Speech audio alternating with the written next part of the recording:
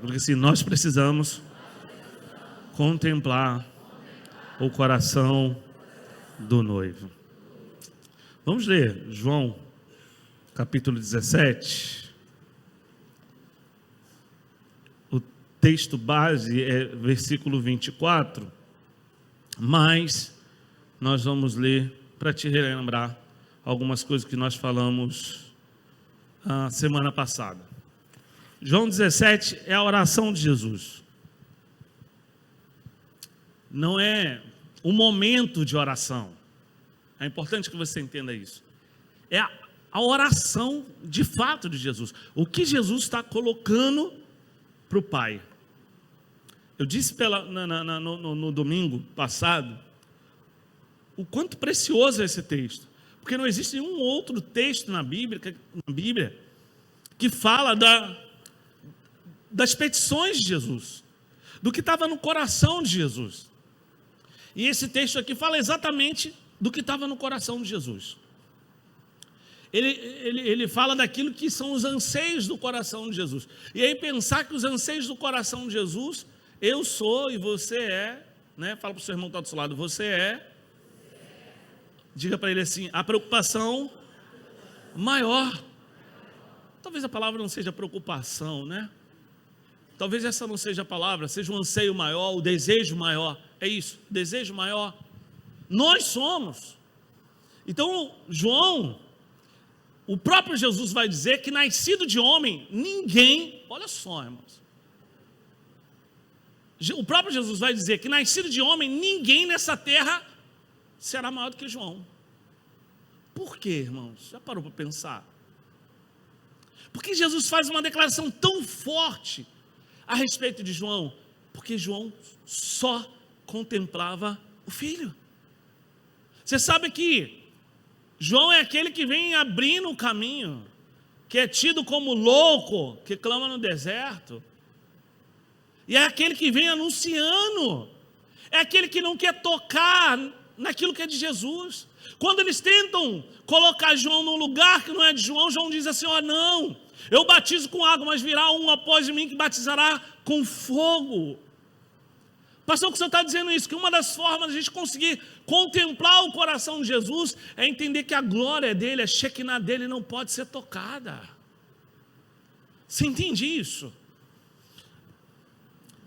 O verso do capítulo 17 é Jesus dizendo o tempo inteiro sobre o seu coração. O verso 10 diz assim, todas as minhas coisas são tuas e as tuas coisas são minhas, e neles eu sou glorificado. Já não estou no mundo, mas eles continuam no mundo. Enquanto eu vou para junto de ti, Pai Santo, guarda-os em teu nome. Sabe de quem ele está falando? De mim e de você. Ele está dizendo, nós somos um, mas eles continuam aqui. Gente, que amor é esse? Você entende quando você consegue contemplar Jesus, nada mais tem importância na sua vida? Nada mais. Eu me lembro quando aquele jogador, o Kaká, ganhou a bola de ouro. E ele pegou a bola de ouro, né, na ocasião ali, uma vida fervorosa com Deus. Ele pegou a bola de ouro, ele não colocou a bola de ouro como todo atleta faz, na estante da sua casa, para dizer que ele chegou ao topo, ele foi o melhor do mundo. Ele pegou a bola de ouro, saiu da Itália, porque ele jogava no Milan, veio para o Brasil, na sua igreja, numa igreja que ele frequentava em São Paulo, e colocou na entrada da igreja. Por quê? Porque ele queria que todos vissem que aquilo que aconteceu na vida dele foi porque a glória de Deus foi manifesta. Que loucura! É o que Jesus está dizendo. Pai Santo, sabe aquela coisa de filho? Quem tem filho aqui? Levanta sua mão. Quando o filho quer alguma coisa, você sabe, não sabe? É ou não é? Amém ou não amém? Filho chega diferente. Paizinho, eu tenho uma que é assim, paizinho, meu amor. Os outros dois eram mais burros que ela. Ela é mais esperta. Não sei se é porque eu estou ficando velho, o Marco fala que eu sou pai velho. Aí pai velho é fácil de ser enganado, né? Ela chega, Paizinho, oh meu amor. Eu sei que só para pedir. Mas pede e leva. Não é? Olha o que Jesus fez. Pai Santo. Você entendeu o que Jesus fez? Ah, pastor, ele é santo. Meu irmão, Jesus está mexendo com o coração do Pai, o próprio Deus mexendo com o coração de Deus por conta de quem? Fala para o seu irmão que está do seu lado. Ele está mexendo com o coração de Deus. Você pode dizer isso? Fala para ele assim: ele está mexendo com o coração de Deus por minha causa. Tem algo mais precioso do que isso? Pastor, por que você está dizendo isso? Porque se você começar a conhecer Jesus, conhecer o coração de Jesus, querido, todas as outras coisas não fazem mais importância. Essa semana, sabe quando Deus quer te dar combustível? Eu fiz um outro gabinete e a menina quer sonha em ser médica, e a menina disse para a mãe assim: mãe, eu sonho em ser médica, eu sonho isso, eu luto por isso, eu quero isso, né? Eu quero muito isso, mas agora, se eu não for médica, está tudo bem, eu tenho a presença dEle. Meu Deus, jovens, adolescentes, power teens estão encontrando com a presença dEle, estão contemplando Jesus. E o que você está fazendo? Você entende? É isso. Isso é contemplar Jesus. Ah, mas eu sonho em ser médica. Oh, mas melhor do que ser médica é contemplar a glória do Filho. Você está entendendo isso? Olha para o seu irmão, fala para ele assim: todas as suas promessas, diga assim, todas as suas necessidades, diga para ele assim, todos os seus anseios são nada em comparado a Jesus. O paizinho, Pai Santo, eu imagino, não sei você, eu sei que a minha mente é muito fértil. Eu sei disso, irmãos. Às vezes eu confesso isso que eu vou dizer para os irmãos aqui. Eu sei que alguns já pensam isso, às vezes eu me acho até meio doido mesmo. Que eu imagino Jesus dizendo assim, eu não vejo assim, Pai Santo, Pai Santo. Não, eu vejo ele falando, Paizinho, eles continuam lá, eu sei o que é aquilo lá. Eu fui traído lá, eu fui rejeitado lá, eu fui abandonado lá, cuida deles. Verso 12, olha só, quando eu estava com eles, guardava-os em teu nome, nem Jesus toca na glória do Deus Pai. Preste atenção, que me deste, eu os protegi, e nenhum deles se perdeu, exceto o filho da perdição, para que se cumprisse a escritura. Mas agora eu vou para junto de ti, verso 13, e isto falo no mundo, para que eles tenham a minha alegria completa em si mesmo. Isso é muito forte, irmãos. Você não vai ser completo se você tiver todos os anseios do seu coração atendidos. Nós só encontramos plenitude em Jesus. Não adianta você dizer que você tem plenitude em Jesus se todas as coisas são capazes de roubar de você. Entende? Você só vai encontrar plenitude em Jesus.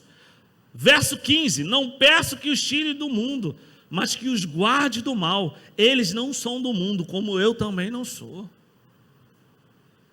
Tu está entendendo?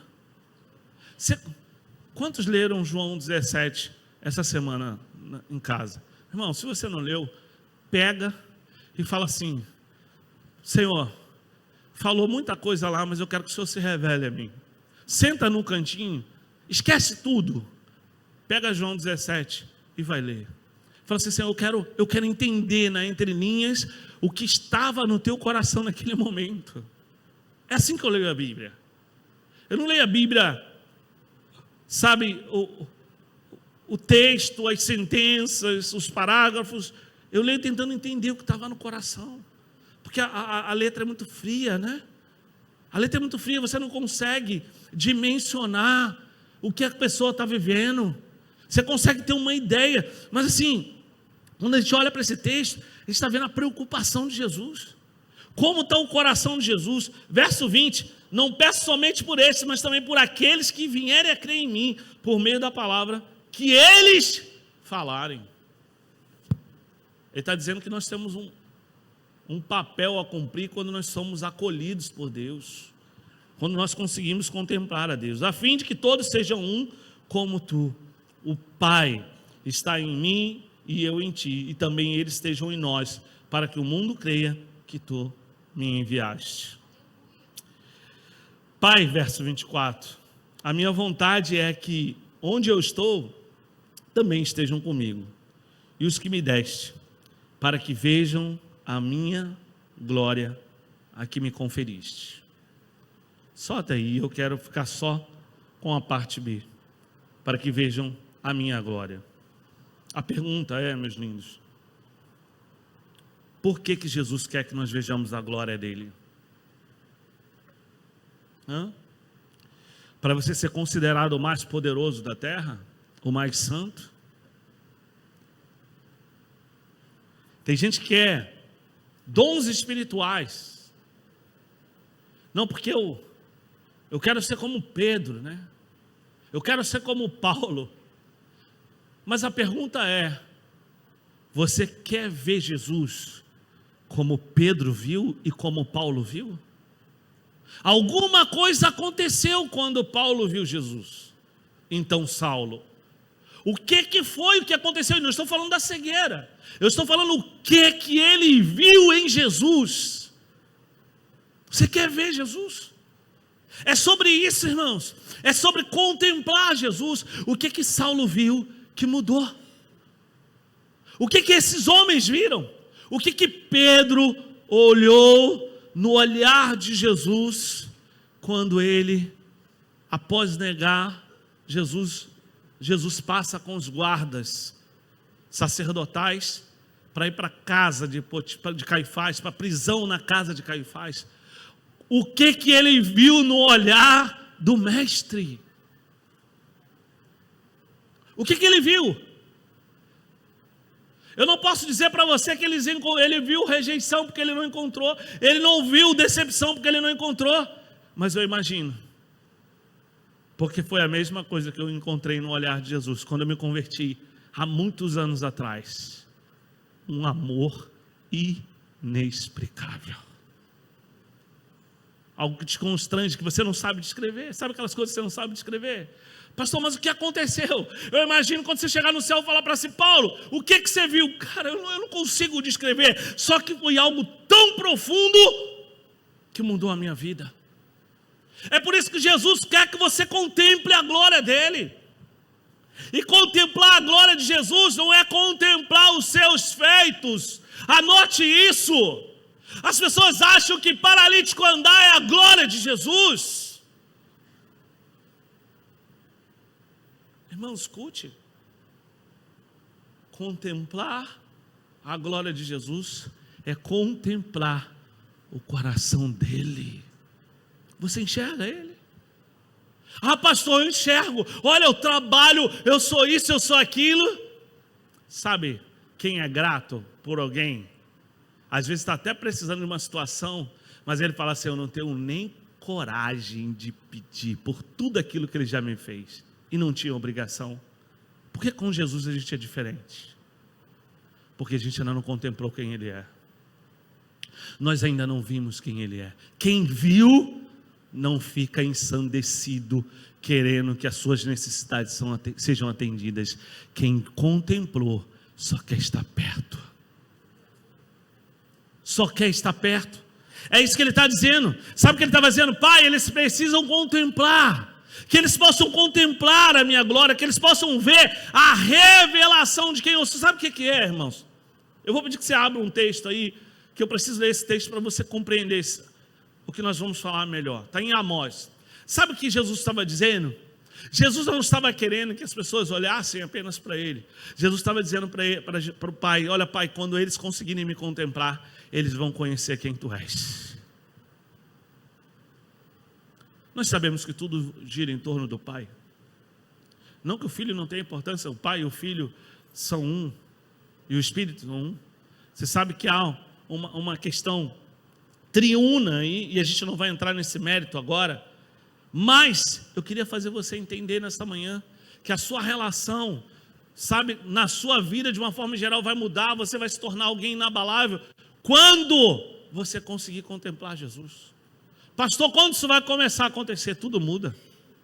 Tudo muda. Eu queria que você abrisse sua Bíblia comigo em Amós, capítulo 8, diz assim: por causa disto, será que a terra não vai tremer?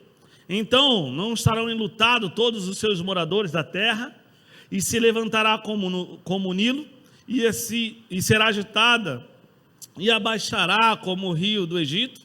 Naquele dia, diz o Senhor Deus, farei com que o sol se ponha ao meio-dia. Que dia foi esse?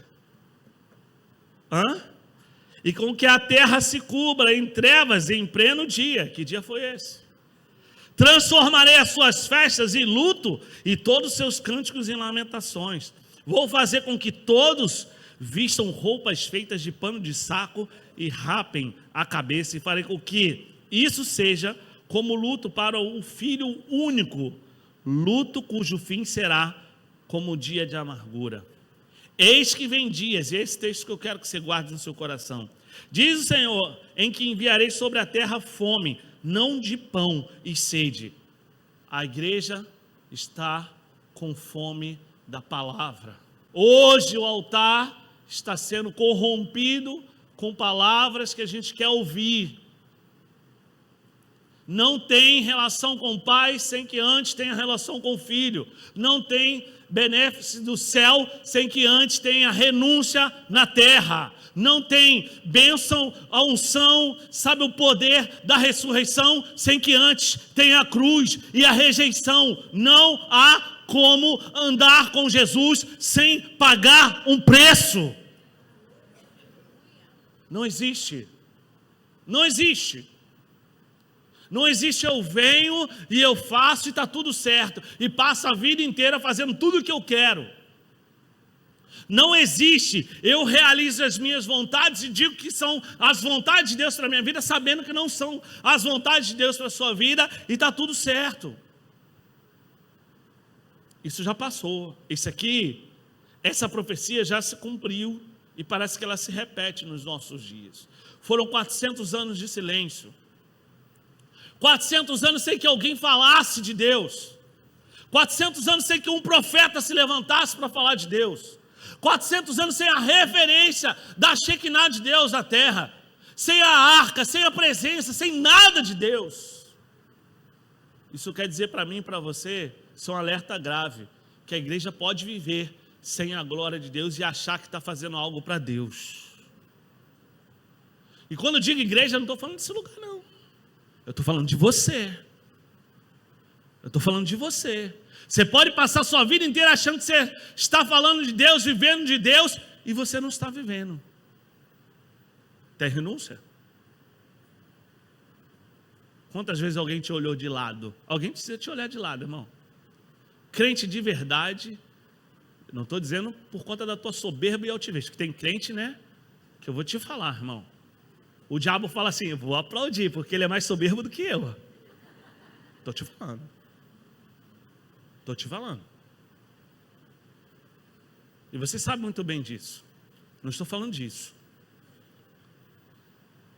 Olha o que ele disse. Olha o que ele disse através de Amós.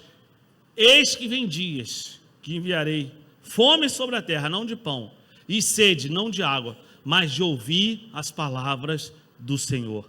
Andarão de mar em mar. Sabe o que ele está dizendo? De mar em mar, você entende isso? Por todo o mundo. Quantos oceanos nós temos? Aula de geografia aí. Quem são os professores de geografia? Não tem nenhum, não? Oceano Atlântico, Índico, Pacífico. Qual outro? Ártico. Quem mais?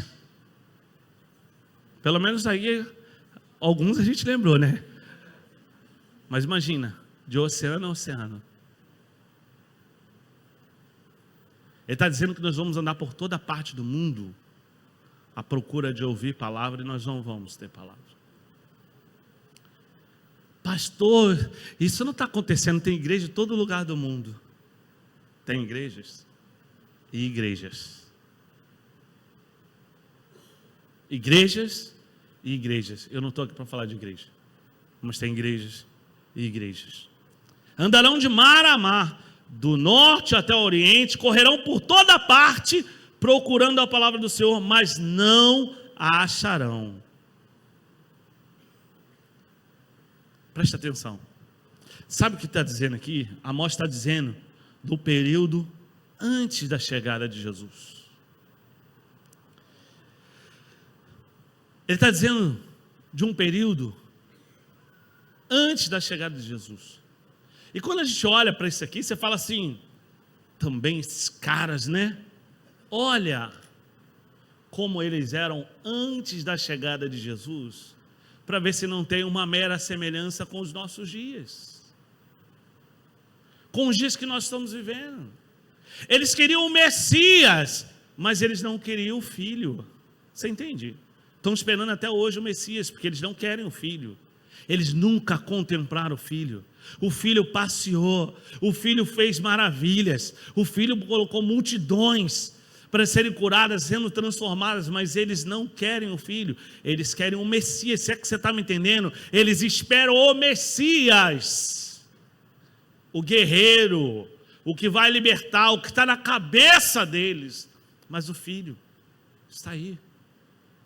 Pastor, onde o senhor quer chegar? O Filho está disponível para mim, para você. Nós estamos contemplando o Filho. Quando você contempla o Filho, sabe, querido, você contempla o Pai. Quando você conhece o coração de Filho, perfeitamente você vai conhecer o coração de Deus. Perfeitamente você vai ter uma relação profunda com Deus. Querido, em nome de Jesus, entenda isso. O apóstolo Paulo vai dizer para a gente que aquilo que ele viu, preste atenção, é muito forte, isso é muito profundo. Ele percebe que ele viu a iluminação da glória de Deus. Ele percebe que ele viu a glória do unigênito, através da glória do unigênito Filho, ele vê a glória do Pai. E isso muda tudo. Ele no Cristo, na face de Cristo, ele entende o plano do Pai. Imagina. E não foi fácil. Para quem acha que foi fácil, não foi fácil. Para quem acha que é fácil, não foi fácil. Ele tinha Pedrão do lado dele, que não aceitava. Só que quem vê a glória do Filho, não está preocupado com a adversidade que está ao lado. Você entende isso? Pastor, mas a guerra era de fora. Não, ele tinha Pedrão lá que não aceitava. Precisou o próprio Deus se revelar a Pedro de uma forma terrível, para que Pedro pudesse reconhecer porque Jesus chamou Saulo e disse: esse é ungido do Senhor, separado. Precisou, lá em Cesareia Marítima, na casa de Cornélio, Pedro ver o que Paulo viu no caminho de Damasco, para que ele voltasse para Jerusalém com um pensamento diferente. Pastor, como é isso? Ele já havia pregado, 3.000 almas já haviam se convertido. Ele já havia pregado e pessoas já haviam sido curadas. Ele passava pelas ruas e a sua sombra já curava. Mas precisou ele enxergar na casa de Cornélio o Jesus que Paulo enxergou no caminho de Damasco. Se você não contemplar a glória de Jesus, se você não enxergar, sabe, se você não ter o contato com a revelação, foi isso que ele fez. Mateus vai dizer que ninguém conhece o Filho, se não for através do Pai. E ninguém conhece o Pai, se não for através do Filho. E o Filho revela o Pai. Como é isso, irmãos? Alguém pode revelar, alguém pode falar característica do outro, mas revelar o outro, só Jesus. Jesus está falando de um relacionamento muito profundo. Quando você tem conhecimento de Jesus, você tem conhecimento da divindade de Jesus, você tem consciência de Deus. Você tem consciência de Deus. Quem é Deus? O princípio de contemplar a Jesus, a ideia de contemplar a Jesus é se tornar igual. Lembra quando eu disse? A primeira pergunta, Para que eu quero contemplar Jesus? Para dizer que eu sou o poderoso? Eu não sei com quem eu falava essa semana, né? Eu já disse aqui na igreja, já tive a oportunidade de ouvir muita gente boa, né? No mundo inteiro. Deus me deu um privilégio. Sou apaixonado pela palavra. E era a única coisa que eu pedia a Deus. E quando eu tinha oportunidade aqui no Brasil com algumas pessoas, eu sempre ia atrás, né? E eu fiz parte, eu e o Adriano, no ministério. Fizemos parte, a gente colaborou em um momento no Ministério de Famílias, muito conceituado no Brasil. E no aniversário desse ministério foi levado para levar uma palavra o Dr. Russell Shedd. E dali então, eu já conhecia a Bíblia Shedd e tal, mas dali, não vou dizer que fã, né? Mas passei a ser alguém que olhava muito carinho do Dr. Shedd. E aí essa semana eu estava uma semana muito tensa de trabalho, e eu falei, sabe de uma coisa? Nesse momento aqui, vou parar e vou tentar ver alguma coisa. Aí me veio a cabeça do Dr. Russell Shedd, eu escrevi algumas coisas do Dr. Russell Shedd, veio um vídeo numa igreja que ele foi convidado para falar sobre o céu. Interessante que era a liderança de uma grande convenção do Brasil, muita gente, e ele começou falando assim, quase que eu não venho para a igreja, porque eu estou com medo. Aí todo mundo parado olhando, né? Ele falou que muita gente disse que foi no céu, mas eu nunca fui no céu para descrever o céu. Porque o dia que eu for para o céu, eu não quero voltar para a terra para poder se sentir o máximo porque eu fui no céu. Se eu voltei é porque alguma coisa está errada. Não é assim? Se você voltou, irmão, é porque você não está pronto. Pastor, onde o senhor quer chegar com isso? Preste atenção no que eu vou dizer. Não contemplamos o Filho para dizer, eu sei o caminho, eu tenho autoridade, eu tenho isso. Nós contemplamos o Filho para dizer para as pessoas, Ele é maravilhoso. Você entende isso? Ele é maravilhoso. Vamos, porque Ele é maravilhoso.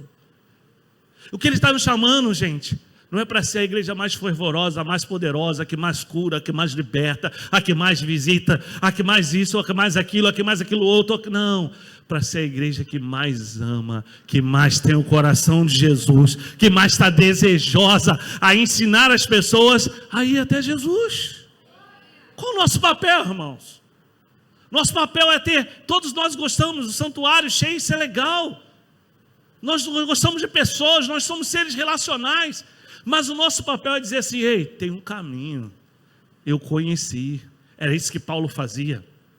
É isso que Paulo preso dizia assim, olha, tem um caminho excelente, vá, alegre-se, regozije-se, não desanimem, continua. Sabe por quê? Porque eu vi ele no caminho de Damasco e vocês não têm ideia como vocês vão ser sustentados quando você conhecer todo o amor que há nos olhos dele.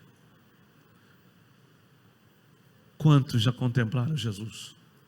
Quantos já buscaram Jesus por aquilo que Ele é e não pelas suas necessidades? Jesus está falando de um relacionamento intratrinitário, coigual, coeterno e infinito. Coigual, igual. Ele está dizendo, sabe aquela coisa qual é o nome daquela princesa do espelho? Espelho meu? Tem alguém mais bonita que eu? Qual é? Branca de Neve. Branca de Neve, né? É madrasta ou a Branca de Neve? Para mim era Branca de Neve que eu ia lá, mas enfim. Para você saber como é que eu sei tanto da princesa, né? Lá. Enfim, ele não quer que você olhe no espelho e diga assim, tem alguém melhor do que eu, não. Ele quer que você olhe no espelho e veja a face do leão refletindo em você. Você está entendendo isso? Agora, como é interessante. Reflete leão, mas é doce e singelo como ovelha. Como é isso, irmão? Uma ovelha morre como uma mosca, irmão. Uma ovelha se perturba como uma mosca. Como alguém traz uma figura tão poderosa e imponente e ao mesmo tempo uma figura tão frágil? Conheça ele e você vai entender. Você entende isso? Contemplar Jesus, irmãos, é muito mais do que viver os propósitos. Contemplar Jesus, irmãos, é ser grato. espiritualmente. Irmãos, nós somos edificados em Jesus, nós somos fortalecidos em Jesus, a nossa fé cresce em Jesus. Se nós queremos ter uma fé forte e poderosa, se nós queremos encontrar descanso na eternidade, paz e satisfação, nós devemos buscar continuamente contemplar a glória do Cristo que ressuscitou. Você entende isso? Às vezes eu vejo tanta bobagem aqui nessa igreja, irmão.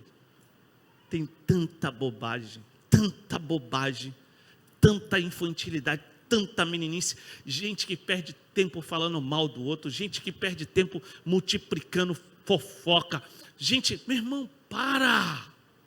Você está perdendo tempo de conhecer Jesus.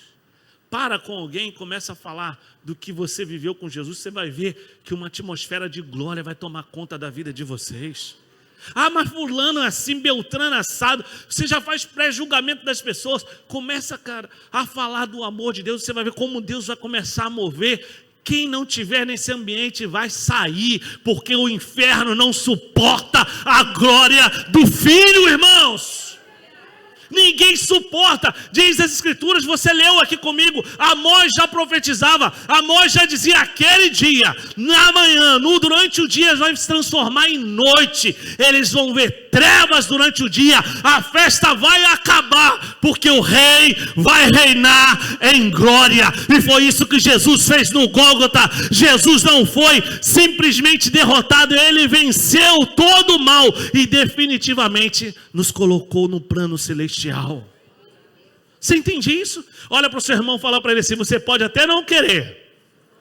Não, fala direito, diga assim, você pode até não querer, mas se você for para o céu, vai me encontrar lá, porque eu já estou lá. Você entendeu isso? Você pode levantar sua mão? Você pode dar um glória a Deus? Pastor, tu é presunçoso, pensa o que você quiser, eu vou para o céu. Se você não vai, pastor, o que você faz para ir para o céu? Tudo e qualquer coisa. Tudo e qualquer coisa. Eu não quero nunca ficar longe do que eu vi naquela quarta-feira que mudou a minha vida. Você entende? Eu entendo o coração de Saulo. Pedro está perturbando, João está perturbando, está todo mundo perturbando. E aí? E aí? Tá os discípulos, sempre tem uns que multiplicam, né? Que é ruim, irmãos, multiplica muito rápido. Você já viu? Fala uma mentira, fala a verdade sobre aquela mentira que foi dita, para ver se ela tem a mesma velocidade. Ah, passou porque hoje é a grande rede. Não, já tinha naquele tempo, o diabo já estava pensando na rede, já tinha um fofoqueiro planetar. Sempre tem, um miserável que tu está falando de água, ele fala, mas ficou sabendo? Olha, o irmão tal pegou fogo. Ué, mas eu estou falando de água, como é que você lembrou dele? Não, é porque veio à minha mente. As afeições do coração de Jesus seguem o olhar fixo dele. O grande propósito dos olhos é porque eles são as portas. Deus nos designou para ter prazer naquilo que contemplamos. Se você puder ver Jesus, você vai encontrar prazer. Se você puder conhecer o coração de Jesus, você vai encontrar prazer. Porque Deus que disse, das trevas resplandecerá a luz, e nele mesmo, em nosso coração, para a iluminação do conhecimento da glória de Deus na face de Cristo. Tudo que Deus é, ele é refletido plena e perfeitamente no semblante do Filho. Tudo que Deus é refletido na pessoa de Jesus. Na plenitude do tempo, irmãos, no ponto mais ápice do tempo, Jesus foi o transbordar de Deus sobre o povo, sobre as nossas vidas. Jesus, ele não veio apenas para atender uma necessidade. Nós costumamos muito dizer isso, eu já disse em algumas oportunidades, que Jesus veio reparar o que Adão fez. Mas sabe, gente, quando eu olho para João, eu percebo que ele não veio reparar só, não. Porque se ele viesse reparar só, ele diria assim: está reparado, está pago. Quem quiser, que faça as suas escolhas. Eu não sei se você está conseguindo me acompanhar, mas ele não veio só reparar. Jesus veio, repara, restaura o plano da salvação. E João disse para mim que ele diz assim: é pouco. Agora eu entendo o que estava no coração do Pai. Eu me apaixonei por eles. Eu quero eles comigo. Eu quero eles comigo. Eu quero junto. Você está entendendo isso? Você está entendendo? Pastor, torna mais simples. Se fosse só para pagar, ele diria depois da cruz, né? Está consumado, está pronto, está tudo certo, acabou. E ele poderia dizer: Pai, não precisa do Espírito. Eles façam agora as suas escolhas, porque eles são maduros o suficiente para fazer as suas escolhas. Já mostramos o caminho, não é assim que a gente diz na nossa vida, de uma forma geral. Você diz para a pessoa: não, eu ensinei o caminho, você escolheu errado o que você quer. No nosso senso pleno de justiça, eu dei para eles as oportunidades. Jesus dá a oportunidade e diz assim: irmão, vamos lá em Deuteronômio, quando ele diz assim: eis que põe 2 caminhos diante de ti, escolhe, pois, a vida para que viva tu e a tua descendência. E agora Jesus está repetindo, o coração de Deus está dizendo: eu te dei o caminho, você sabe, mas vamos comigo, porque esse é o melhor caminho. Esse é o melhor caminho. Você entende isso? Você consegue? Jesus está dizendo assim: entenda que eu te quero o tempo todo. Eu quero você o tempo todo. Agora eu entendo que estava no coração de Deus quando ele descia para falar com Adão, porque se eu pudesse, eu ia descer todos os dias para sentar na tua mesa e tomar café com você. Por isso que a mesa é lugar de cura. Você entende isso? Mesa é lugar de restauração da família. Se você tem a sua casa e cada um pega o prato, um vai comer na televisão, o outro vai comer no quarto, acaba com isso. Quer começar a restaurar a tua casa? Põe todo mundo, nem que seja num domingo, que a gente sabe que é uma correria danada, para comer, nem que seja a asa de galinha, mas sentar todo mundo junto na mesa, porque ele vem para a mesa. Ele vem para o lugar onde há comunhão. Ele vai para o lugar para onde ele é desejado. Ah, pastor, mas meus filhos não querem nada. Chama ele e fala: Senhor, eu te desejo aqui. Eu contemplo. E na hora que você contemplar ele ali, querido, todos vão contemplar a beleza de Jesus. Feche seus olhos.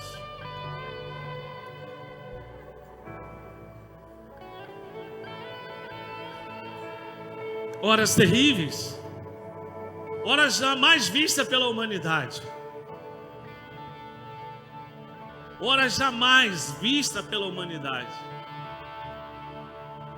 Escuta isso.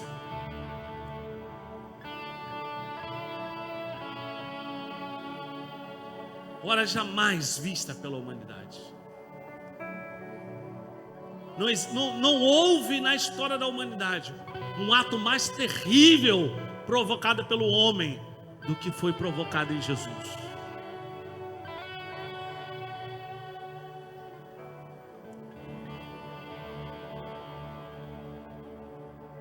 Você contempla o coração dele? Para de ser um pedinte. Para de estar atrás das suas promessas. Para de estar atrás daquilo que você quer. Vai para o coração dele. Fala para ele hoje assim: Senhor, eu quero aprender a reclinar a cabeça no teu peito e ouvir as batidas do teu coração. Faz isso. Chega. Se curar, curou. Se libertar, libertou. Se a porta vai abrir, vai abrir. Se não abrir, está tudo certo. Se você escutar a batida do coração de Jesus, tudo vai mudar. Você vai se apaixonar por Ele e não por aquilo que Ele pode fazer. Deus é perfeitamente o reflexo da glória do Eterno. O Filho é perfeitamente a revelação expressa, concreta do Deus Pai. Se conhecemos a Deus, se conhecemos a Jesus, conheceremos o coração do Pai. Jesus está falando de revelação.